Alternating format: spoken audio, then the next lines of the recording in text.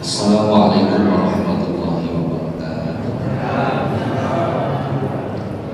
Bismillahirrahmanirrahim. Alhamdulillahirabbil alamin. Wassalatu wassalamu ala asyrofil anbiya'i wal mursalin.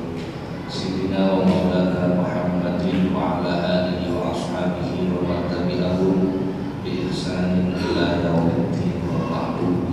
Ila hadratin Nabiyil Mustafa Muhammadin sallallahu alaihi wasallam wa alihi wa ashabihi wa dzurriyyatihi kiram wa ila jami'i baqiyati sahabati wa tabi'in wa syuhada'i wa shalihin wa ulama'i al-'amilin wa musannifin wa mu'allifin wa jami'il malaikati wa qarabi wa sadatina sufiyatin wa muhammadin khususan ila sultanil awliya Syekh Muhyiddin Abdul Qadir radhiyallahu anhu sayyidil awliya illah wal aliyati sallallahu ummatina wa abaina wa ajdadina wa jaddatina wa sayyidina wa ashabina wa mu'allimina wa dalilina bil wajibati alaina wa ala al-hadirina fi majlisina hada sayyulillahi lahul fatihah.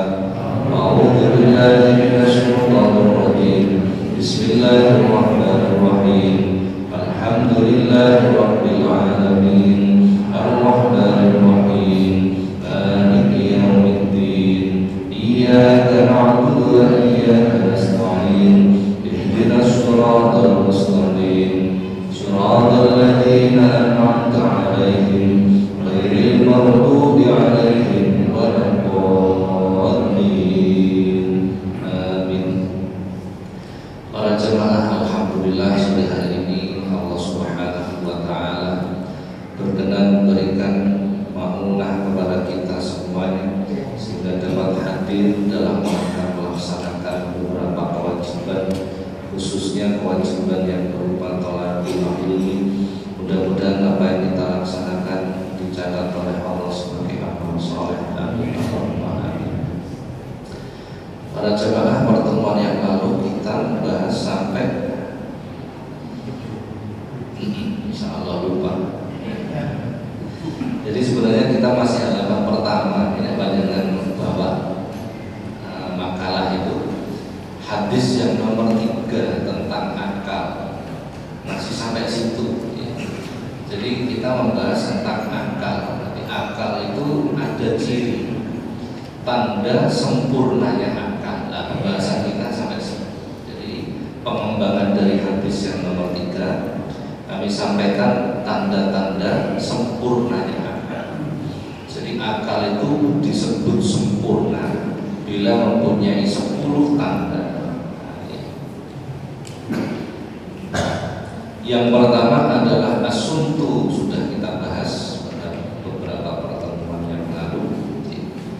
Yang kedua adalah al-hilmun, hilmu, sabar yang nyepuro, santun.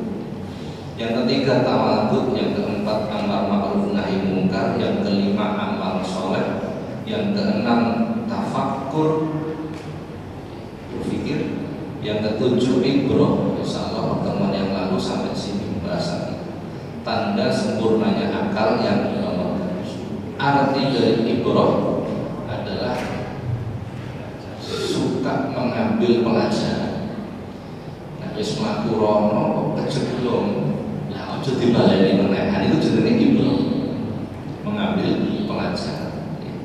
Wis ngerti nek mangan gule itu terus tensinya mudah, nah ya aja mangan gule meneh. Itu jenenge mengambil pelajaran. Wis ngerti kok diterang. Nah, ini namanya tidak pandai mengambil pelajaran. Ibroh namanya. Sekarang yang ke-8, tanda sempurnanya akal yang nomor 8 adalah istighamud dunubi.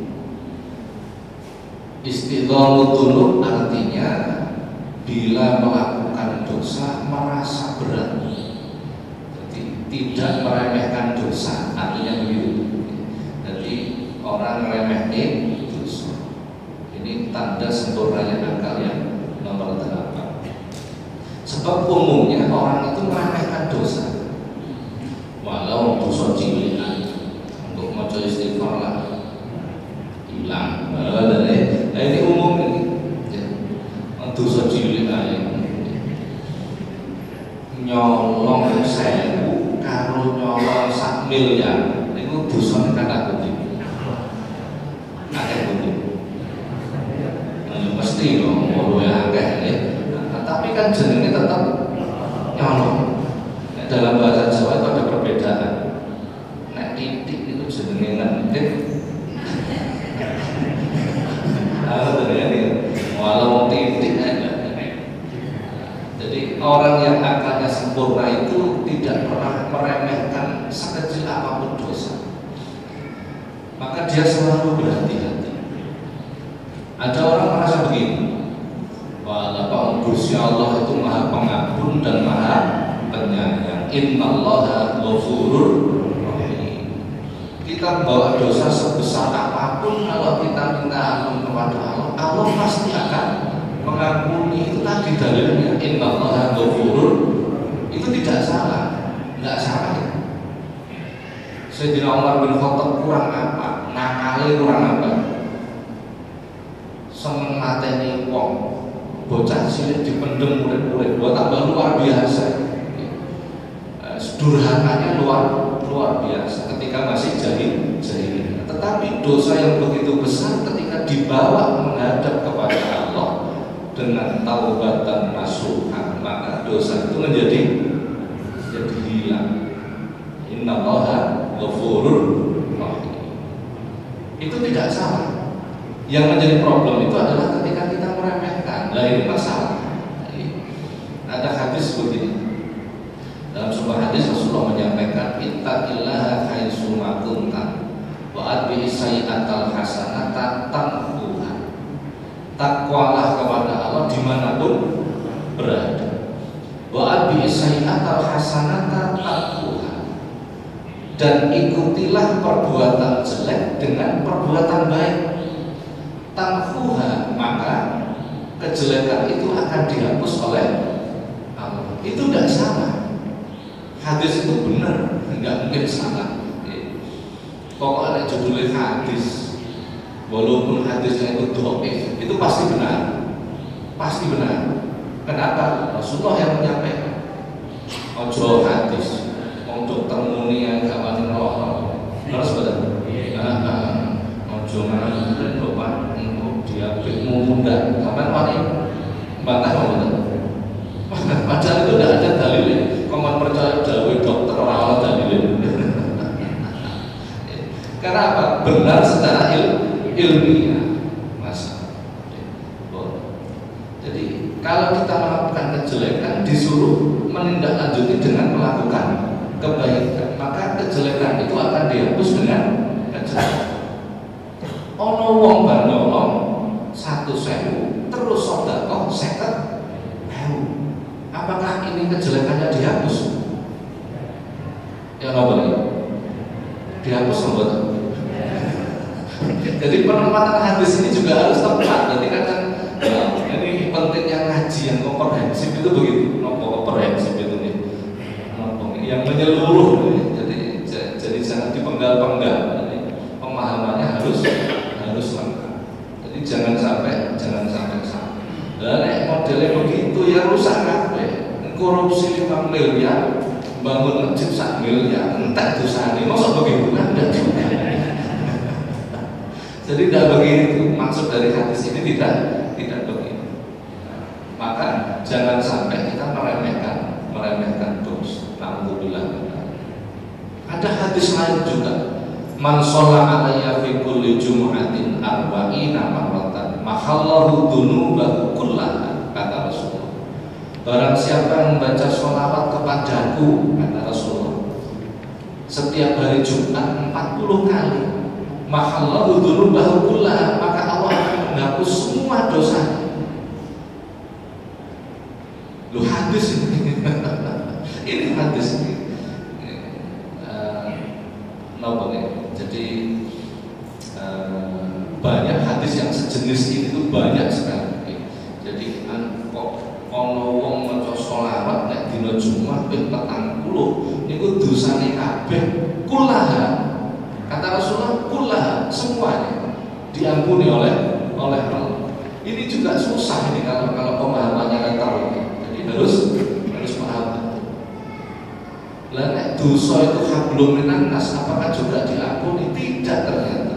Nah, jadi kullah di sini adalah ada pengecualian di dalam.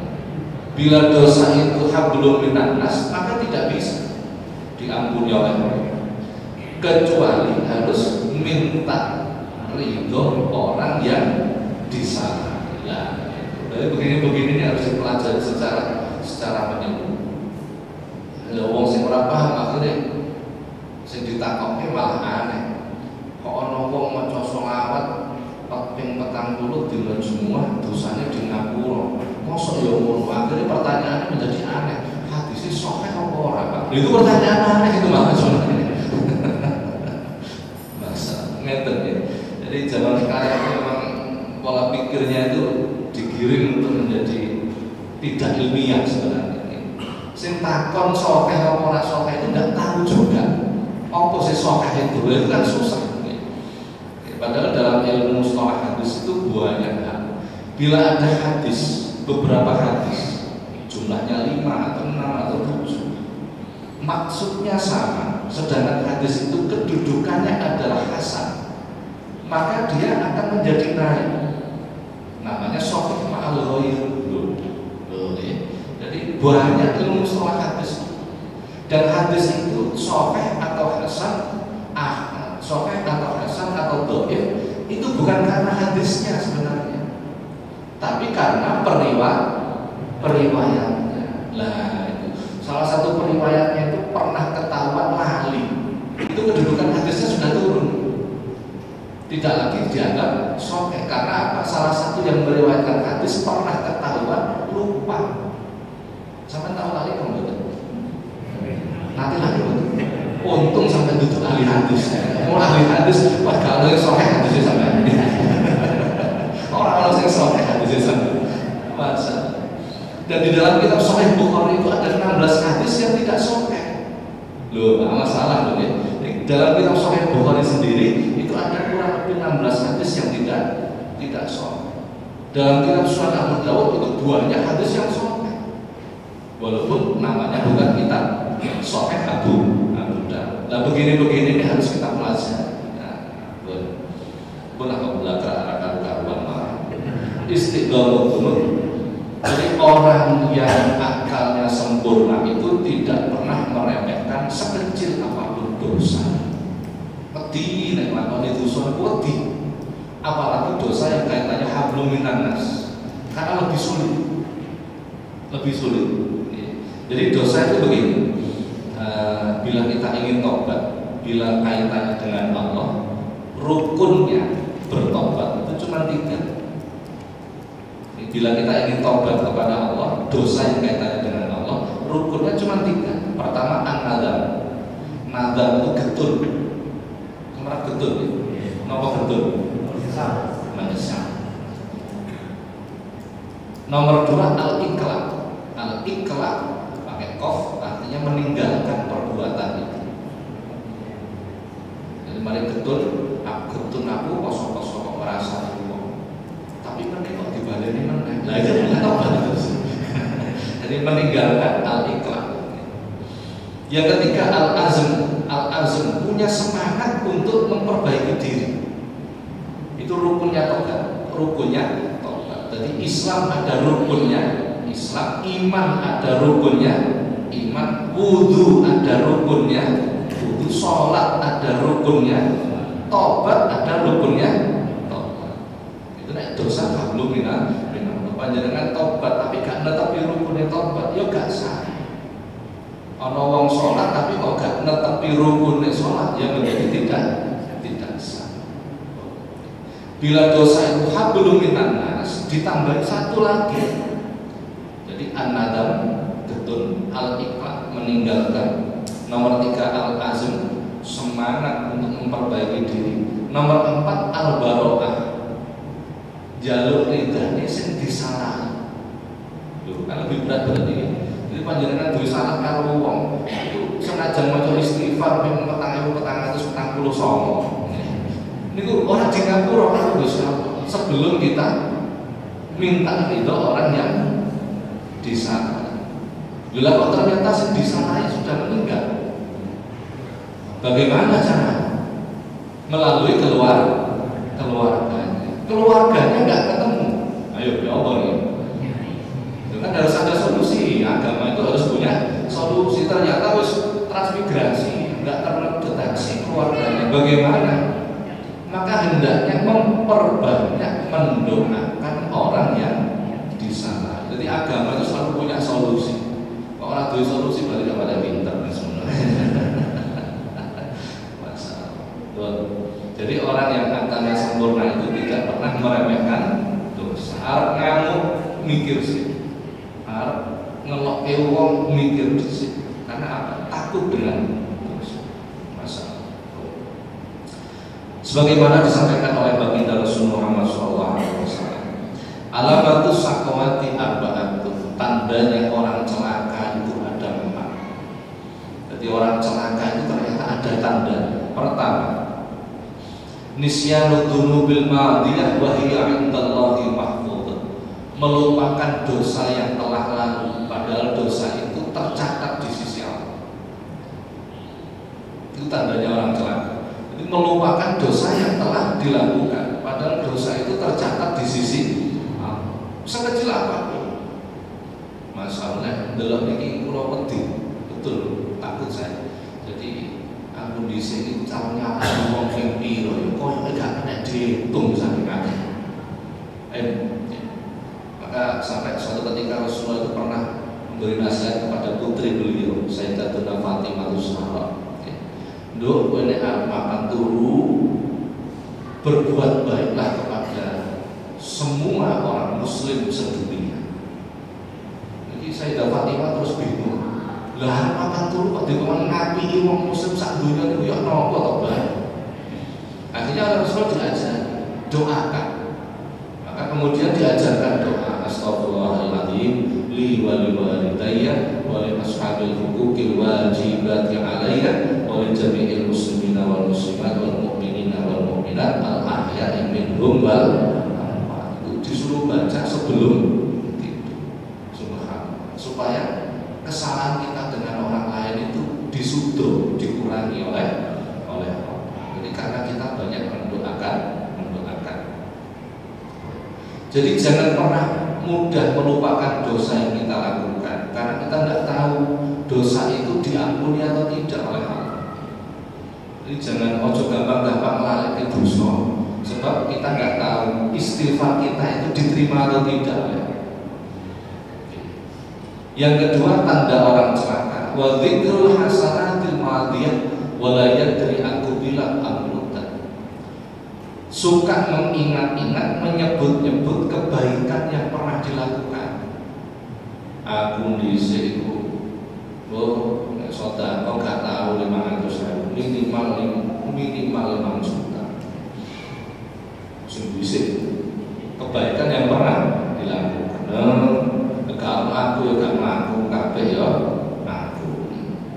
Mengingat-ingat, menyebut-nyebut kebaikan yang pernah. Walayah dari aku bilang amrutan, padahal dia tidak pernah tahu kebaikan itu diterima atau tidak. Kalau jenengan ibadah ngerti apa diterima orang kalau siapa? Gak ngerti. Kalau jenengan sholat jamaah nggak ngerti kok diterima apa enggak. Monggo siapa tak tahu atau kita ada terima. Kalau tanda terima ini karuannya. Nah ini kita itu di antara dua keadaan, khauf wa raja, takut dan harapan. Takut salah, berharap supaya amal kita diterima oleh Allah.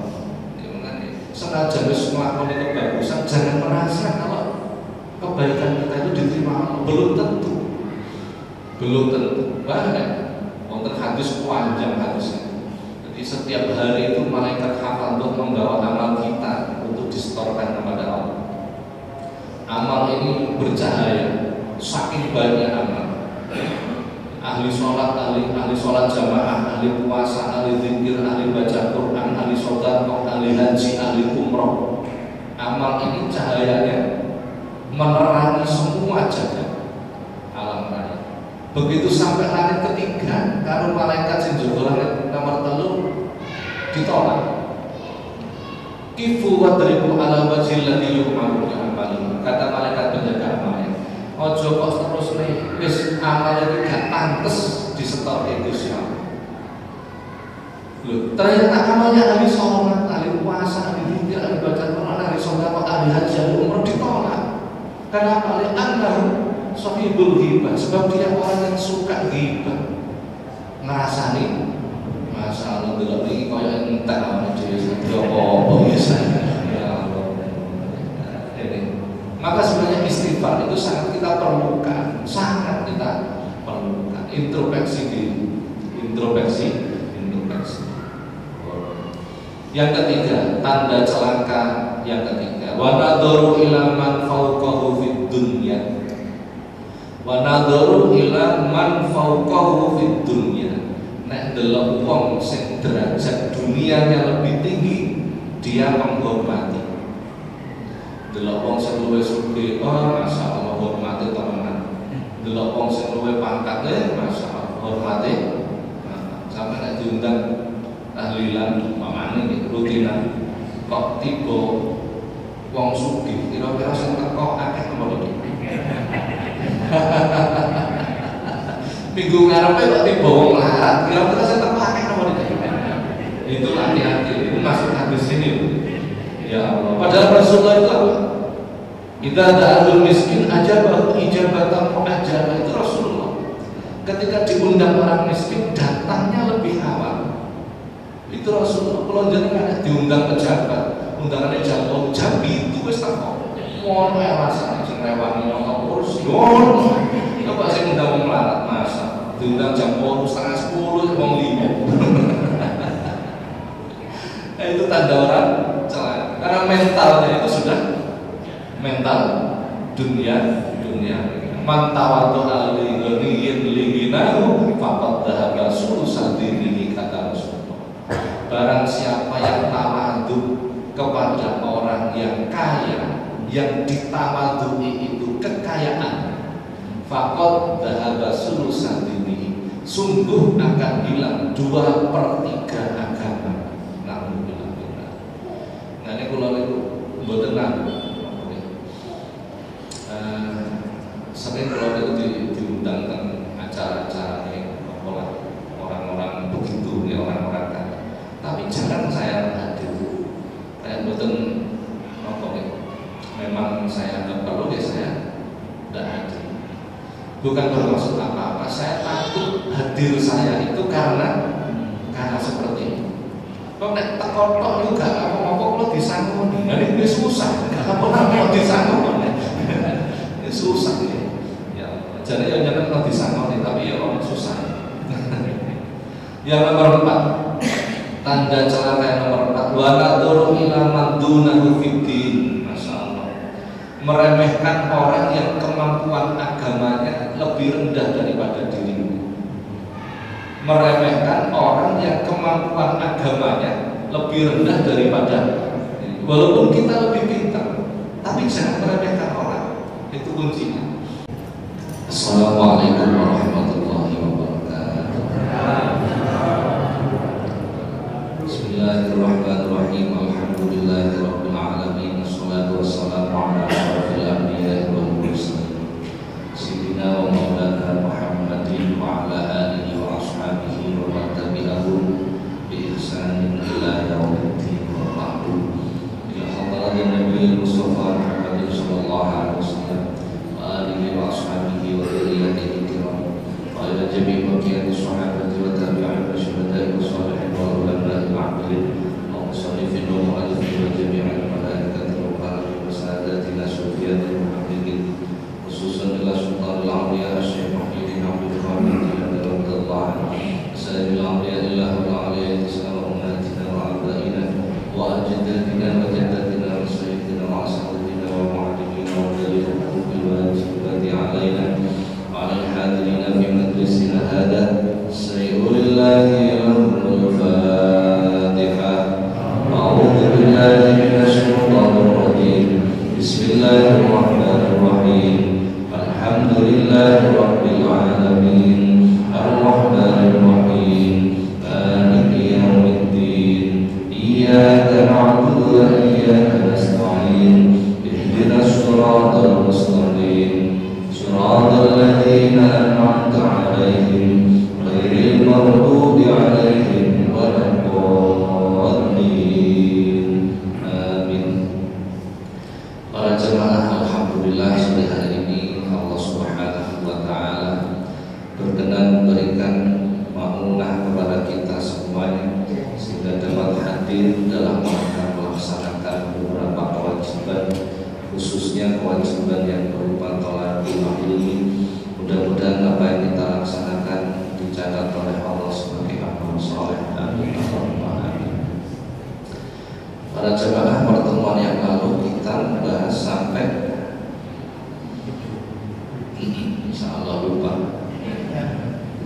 Jadi sebenarnya kita masih halaman pertama. Ini panjenengan bawa makalah itu hadis yang nomor 3 tentang akal, masih sampai situ ya. Jadi kita membahas tentang akal. Nanti akal itu ada ciri tanda sempurnanya akal. Nah, pembahasan kita sampai situ. Jadi pengembangan dari hadis yang nomor 3 kami sampaikan tanda-tanda sempurnanya akal. Jadi akal itu disebut sempurna bila mempunyai 10 tanda. Yang pertama adalah asuntu, sudah kita bahas pada beberapa pertemuan yang lalu. Yang kedua adalah al-hilmun, hilmu, sabar, nyepuro, santun.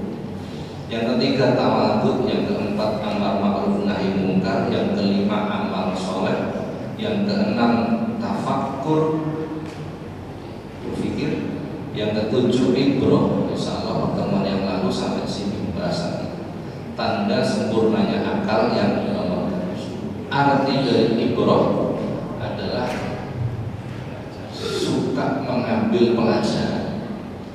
Nah, wis mlaku rono kok kejeblong, jadi baleni menehan, itu jenenge ibroh, mengambil pelajaran. Terus ngerti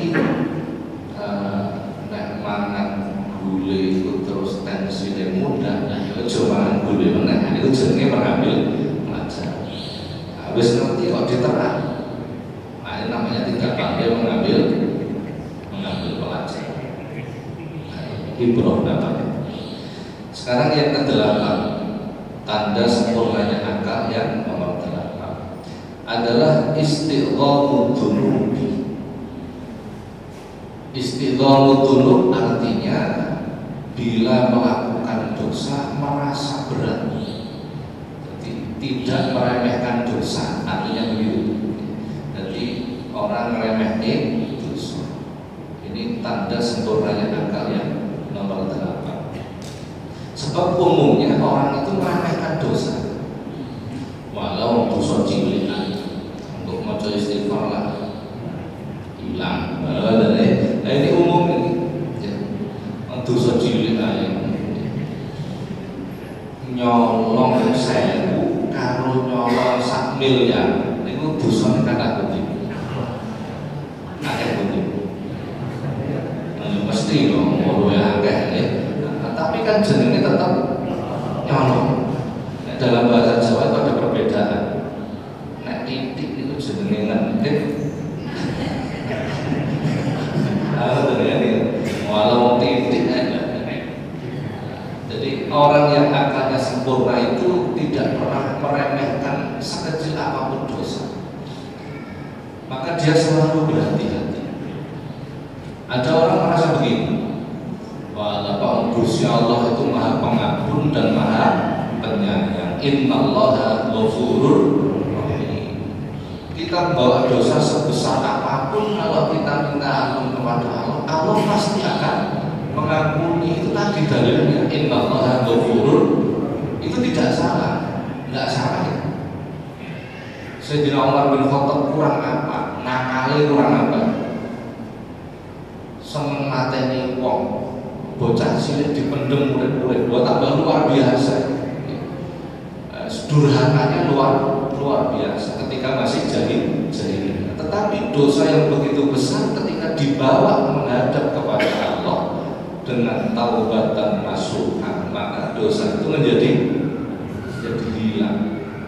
Innallaha ghafurur rahim.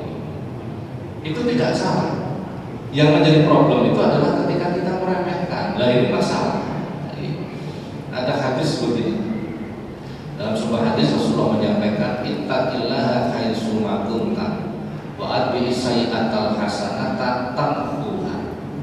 Takwalah kepada Allah dimanapun berada. Wa atbi'is sayyi'atal hasanata tamhuha. Dan ikutilah perbuatan jelek dengan perbuatan baik. Tamhuha, maka kejelekan itu akan dihapus oleh Allah. Itu tidak salah. Hadis itu benar, nggak mungkin salah. Pokoknya judulnya hadis, walaupun hadisnya itu dhaif, itu pasti benar, pasti benar. Kenapa? Rasulullah yang menyampaikan.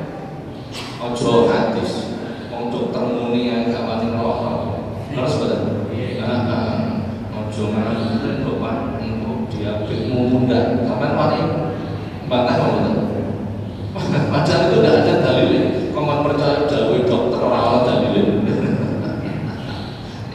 Karena apa? Benar secara ilmiah, Mas. Jadi kalau kita melakukan kejelekan disuruh menindaklanjuti dengan melakukan kebaikan, maka kejelekan itu akan dihapus dengan kejelekan.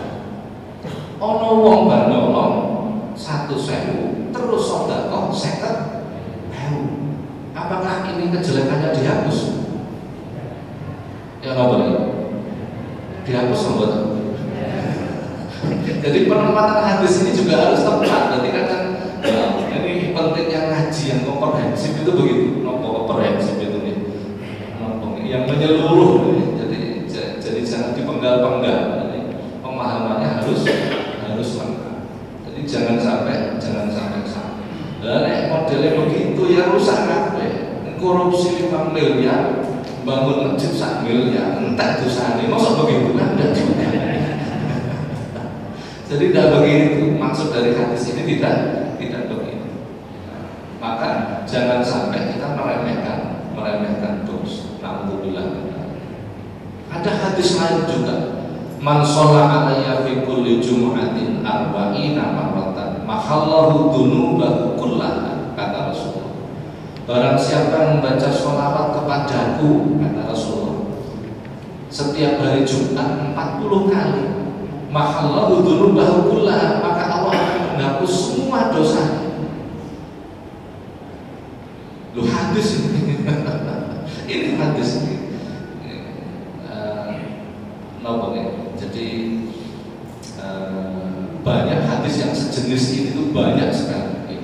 Jadi kok ono wong maca sholawat nek dina Jumat ping 40 niku dosane kabeh kullaha. Kata Rasulullah kullaha, semuanya diampuni oleh Allah. Ini juga susah ini kalau pemahamannya kan tahu. Jadi harus paham. Lah nek dosa itu hablum minan nas, apakah juga diampuni? Tidak ternyata. Nah, jadi kullaha di sini adalah ada pengecualian di dalam. Bila dosa itu hablum minan nas, maka tidak bisa diampuni oleh Allah. Kecuali harus minta ridho orang yang disalahi. Ya, jadi begini harus dipelajari secara menyeluruh. Ya wong sing ora paham akhirnya sing ditakokke malah aneh. Kok ana wong maca sholawat ping 40 dina Jumat dosane di ngapura. Mosok ya ngono. Akhirnya pertanyaannya menjadi aneh. Hadisnya sahih apa ora, Pak? Itu pertanyaan aneh itu maksudnya. Masa ngeten ya. Jadi zaman sekarang memang pola pikirnya itu digiring untuk menjadi tidak ilmiah sebenarnya. Sing takon sokeh apa ora sokeh itu tidak tahu juga. Apa sih sokeh itu kan susah. Padahal dalam ilmu mustalah hadis itu banyak hal. Bila ada hadis, beberapa hadis, jumlahnya 5 atau 6 atau 7, maksudnya sama, sedangkan hadis itu kedudukannya adalah hasan, maka dia akan menjadi naik. Namanya sahih ma'al ghair. banyak ilmu mustalah hadis. Dan hadis itu sahih atau hasan, sahih atau hasan atau dhaif itu bukan karena hadisnya sebenarnya, tapi karena periwayatnya. Lah itu salah satu periwayatnya itu pernah ketahuan lali, malah dipaidu loh. Karena tidak ada yang mau diperhitungkan apa itu tidak ada.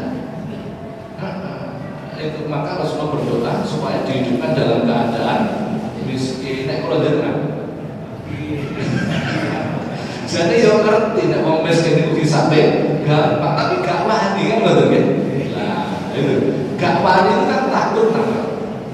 Gak wani itu dong takut. Sebenarnya kita itu takutnya seperti itu kok, bukan takut kepada Allah. Ini harus kita akui. Lebih takut urusan seperti itu daripada takut kepada. Tapi itu lebih baik daripada tidak takut sama aku wedi melarat apa makanya aku ibadah supaya diparingi gak melarat gak apa-apa timbangannya gak ibadah wis pokoke ambil minimal terus. Dari itu kan akhirnya kalau dosa diparingi pelajaran yang tadi pelajaran tadi kalau dosa dikai corona apa lah paham kula. Subhanallah. Niki wedi loro apa wedi Gusti Allah? Ini pertanyaan yang harus kita renungkan betul dalam pikiran kita. Wedi loro apa wedi Gusti Allah? Pirang-pirang wong loro gak mati-mati. Kata ngoten. Pirang-pirang wong gak loro. Tapi kalau atur kata ya sampai aja sembrono. Wis tak ngadeg ngene wis sepura. Ada ukuran-ukuran. Artinya kita diberi peringatan oleh Allah. Ini pelajaran. Jadi dikai koyo ngene iku sing dilingi iku Allah atau selain Allah. Yang menciptakan penyakit sekaligus yang menyembuhkan ataukah yang kita pikirkan itu penyakitnya. Umumnya kan ngeten, kalau panjenengan itu menghadap kepada Allah ataukah kita menginginkan Allah ataukah kita menginginkan pemberian Allah? Itu pertanyaan ngeten. Nah, ini kitab agak sulit itu. Ada kitab namanya Tabaqatul Kubra karya Ibnu Mulaqan. Di situ tebel kitabnya. Itu ada seorang wali namanya Imam Ahmad bin Hadrawai. Ketika beliau munajat kepada Allah, kemudian Rabbul Izzah itu berkata kepada Imam Ahmad bin Hadrawai, bagi orang-orang khusus dialog dengan Allah itu biasa. Kalau kita belum bisa, dialog dengan Allah itu biasa. Ada sebuah hadis Rasulullah pernah mengatakan, man arada ayyukallima rabbahu falyaqra'il Qur'an. Barang siapa yang ingin berdialog dengan Allah maka bacalah Al-Qur'an. Kata Rasulullah begini, kalau kita belum bisa, kita masih searah, bukan dua arah. Dialog itu kan dua. Syekh Ahmad bin Hadrawah ini sudah orang khusus, maka dia ketika berdialog dengan Allah, Allah kemudian mengatakan, ya Ahmad, kullun nasi yatlubuna minhu illa Aba Yazid al-Bustami wa huwa yatlubu. Allah mengatakan kepada Imam Ahmad bin Hadrawai, wahai Ahmad, malam hari ini semua manusia itu yang dicari adalah pemberianku, kecuali satu orang namanya Abu Yazid al-Bustami. Dia tidak mencari pemberianku tetapi mencari diriku, kata Allah. Coba, umumnya kalau panjenengan ibadah itu tidak mencari Allah tapi mencari pemberian. Loh, itu sijilonan ya. Berbeda gitu. Nah, dengan terjadinya fenomena, ya Allah, ini aneh banget. Penduduk Indonesia itu beda. 200 juta lebih. Sing kena corona wong piro? 100 itu saya boleh kabeh lah ngoten. Itu wong wis gupuh karepe. Gupuh niku penyakit. Menyikapi harus gupuh rasa. Nah, harus disikapi, harus apapun harus disikapi. Gupuh ndak perlu, kadung gupuh. Nek wis kadung gupuh niku iso lari utang. Gak bayar utang bareng masalah kok malah ditagih wong ngoten ya. Masalah. Jadi maka hendaknya kita pandai mengambil pelajaran. Yang memberi ini Allah, maka yang mampu menyelesaikan juga kita tidak akan mampu. Kita tidak akan mampu. Maka hendaknya kita mendekat kepada yang menciptakan. Masalah. Ini pun banyak contoh. Jadi harusnya saya tanggal 2 kemarin umroh, karena ada kejadian ini maka ditunda sampai kapan? Embuh nama berita. Jadi pemerintah Saudi itu menutup musim haji itu sudah beberapa kali sebenarnya. Pernah waktu virus meningitis itu juga ditutup. Pernah waktu wabah kolera ditutup hajian. Waktu wabah tipes pernah ditutup, dan itu biasa. Jadi tidak usah disikapi yang berlebihan, tidak perlu. Itu memang tindakan untuk upaya mengantisipasi. Jadi betul usah gupuh itu lah gara-gara berita ini nyebar lewat media. Dulu ada flu burung, gupuh apa buatan jenengan? Buatan gupuh apa? Orang WA, orang gak gupuh, gak ngerti. Saat ini orang kabeh gupuh aja. Takut kepada Allah. Jadi hendaknya kita itu takut kepada Allah. Jangan takut kepada ancaman Allah. Jangan. Saya diwedeni niku Allah, karena yang mampu menyelesaikan itu Allah.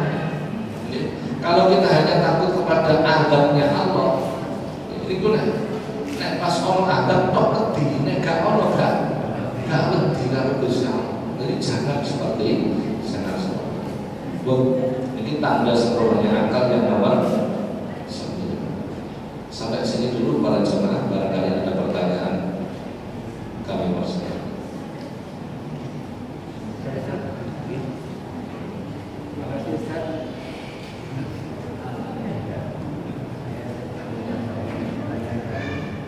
Apakah iman seseorang boleh disembunyikan?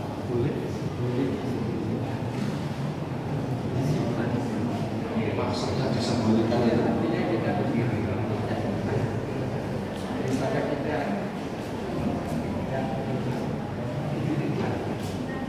kalau saya Jadi tidak ditunjukkan gitu. Apakah boleh keimanan kita itu tidak ditunjukkan? Disimpan. Kalau pertanyaannya apakah boleh? Boleh. Ini pernah kejadian pada zaman Rasulullah masih di Mekah.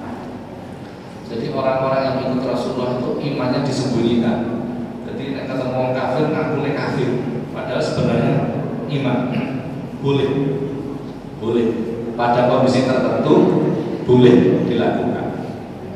Tetapi pada kondisi tertentu iman itu harus ditunjukkan. Contohnya seperti apa? Contohnya sholat. Nah sholat orang diketok itu terus piye masa sholat dulu kan gitu ya.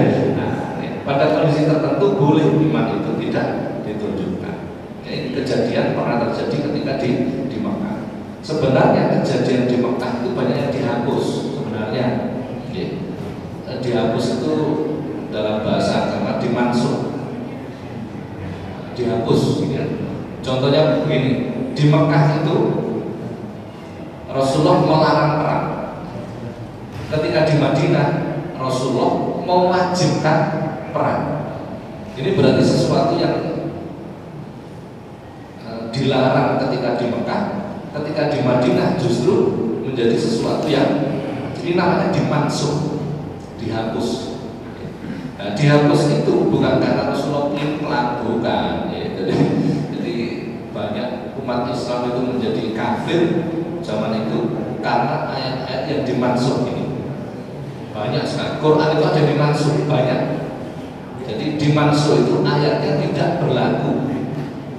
Ayatnya tidak, hukum ayat itu tidak berlaku, bukan ayatnya dihilangkan, bukan.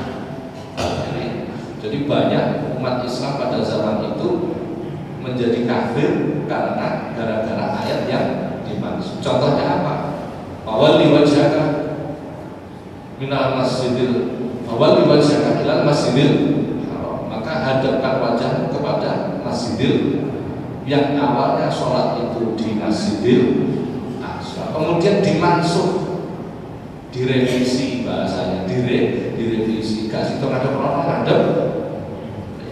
Nah ini banyak orang kemudian dikompori oleh orang Yahudi, kalau dulu nabimu kok pelin-pelan, awalnya ini kok jadi, itu banyak yang kembali kafir itu memang banyak. Padahal itu biasa sebenarnya. Jadi mansuh itu kalau diterjemahkan dihapus itu membuat orang salah paham. Sebenarnya begini, masanya sudah berakhir, cuma begitu saja. Terus kedaluarsa bahasanya. Contohnya ini, bocah cilik belajar melaku, jenengan tuntun di apa jenenge? Dituntun karena belajar jalan. Engkau nek wis gede dituntun apa? Napa gak dituntun? Gak konsisten lah, awal dituntun kok wis gede kok gak dituntun. Kenapa? Karena masanya sudah berakhir, masa dituntunnya sudah, itu kan biasa. Jadi ketika Rasulullah di Mekah itu melarang ziarah kubur. Loh, melarang kuntun aitukum an ziaratil qabri. Tapi ketika Rasulullah di Madinah fazuruha, berziarah kubur. Kenapa begitu? Teng Mekah sing diziarahi sapa? Wong kafir-kafir kok dipendem tur ngono wong muslim. Kan begitu. Ketika di Madinah, Rasulullah tiap hari ke makam Baqi. Nah, ngeten-ngeten ini biasa. Karena memang masa berlakunya sudah. Ketika di Mekah siapa diziarahi? Wong kafir-kafir kok. Tapi ketika di Madinah sudah banyak orang muslim yang meninggal. Nah, tadi kita nggak melihat asbabnya, sebab turunnya. Wah, wis bejat kabeh wis dianggap. Jadi seperti itu Bapak. Ada yang lain Bapak? Masalah pikir ya. Biasanya setelah sholat itu pikir. Ada baca satu di suara apa itu bahasa Jawa. Ya, yang itu siri ya. Nah itu apa masing-masing ada hukumnya. Ada yang disuarakan, ada siri. Pertanyaan saya kedua, masalah takut kepada Allah tadi ya. Jangan takut pada agamnya, tapi takut kepada Anda. Cara menuju takut kepada Allah itu gimana? Wah, ini pertanyaannya gampang, jawabannya aneh. Yang pertama tadi tentang zikir dengan suara. Andi bin Abbas radhiyallahu anhu diriwayatkan dari Abdullah bin Abbas, sepupunya Rasulullah.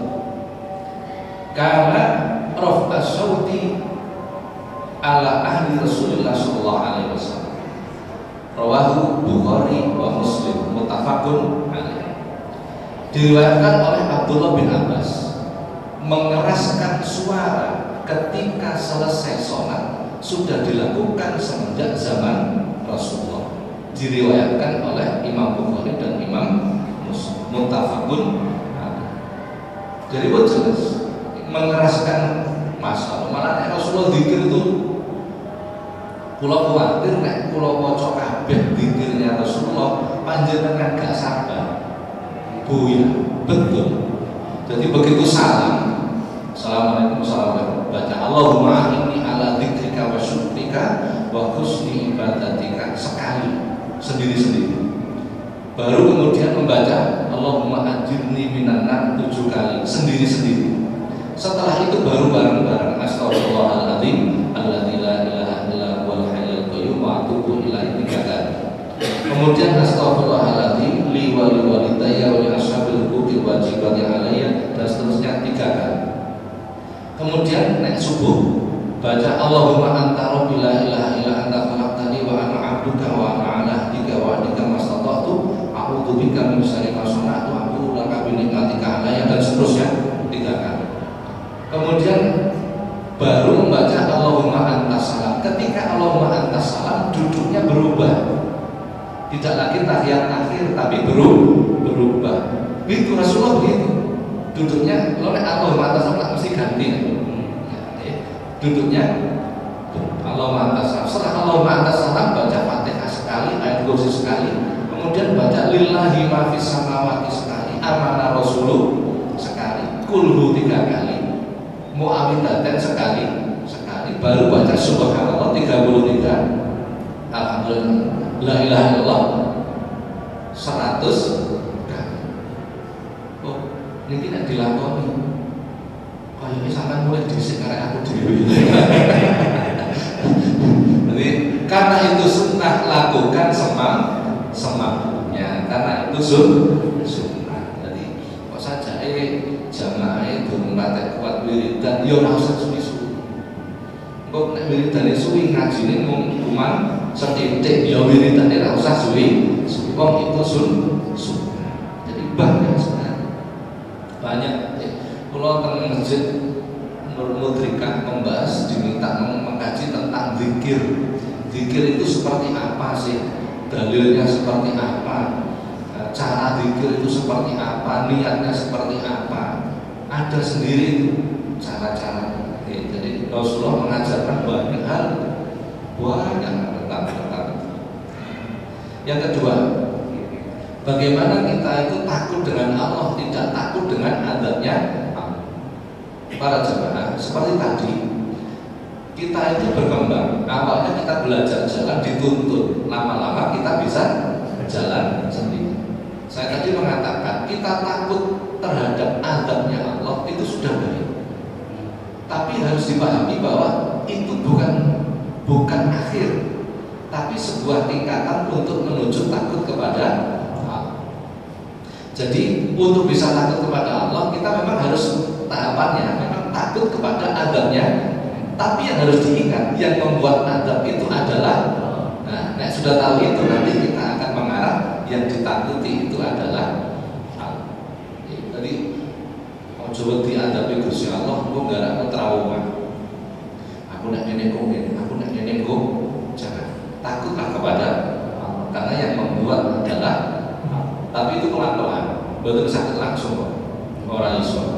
Jadi ngeten iki ono wabah, ngeten iki kita mesti cenderung takut kepada wabahnya. Tapi ayo kita pikir bahwa wabah itu yang menciptakan adalah Allah. Wong 2000 kabeh diparingi wabah, iso Gusti. Begitu dikai wabah, malah kabeh diwarasi. Yo kentengan mung gue Gusti. Nah, itu harus kita ingat di sini. Jadi kita tingkatkan. Kalau nanti takut kiai kulo, yang nopo ya kulo dengan sholat berangkat ke masjid, kulo belajar, kepingin eling Gusti Allah. Teng perjalanan ketok kebu, begitu takbir, eling kebu. Lha wis gak melok duwe iso mlebu teng pikiran. Gak melok duwe iso mlebu teng pikiran. Jawaban sederhana dari kiai saya sampai hari ini membekas. Nek pancen kowe sholat terus ketok kebu, iling-iling sing gawe kebu sapa? Gusti Allah. Ya wis sederhana sekali. Sing gawe kebu sapa? Gusti Allah. Balik meneh. Nek pancen wayah sholat terus ketok kebu, kelingan kebu, angen-angenan sing gawe kebu sapa? Gusti Allah. Langsung hilang kebu. Sampeyan praktek ya. Langsung hilang niku kebune. Nggih, presto. Jadi dinaikkan lagi. Allah ketok pindang, ketok no, eling-eling sing gawe pindang Gusti. Maka kita langsung kembali kepada Allahu Akbar. Wah nangis sapa eling masalah, eling masalah. Segera eling masalah itu bukan eling Gusti Allah, sing gawe masalah Gusti. Maka dinaikkan. Insya Allah kita akan semakin dekat kepada Allah. Sampun ya? Nah, kalau kadang seneng ngomong repot ya. Mungkin manfaat. Mudah-mudahan acara kita Sabtu diberikan kelancaran. Al-Fatihah.